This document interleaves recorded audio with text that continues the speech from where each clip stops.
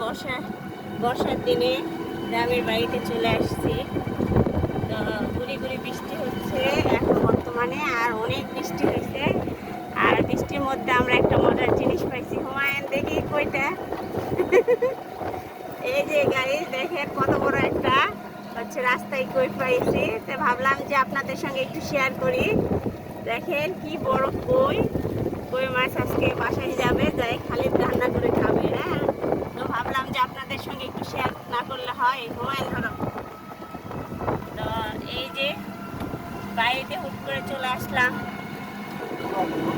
তো সবাই এই যে বাড়ি,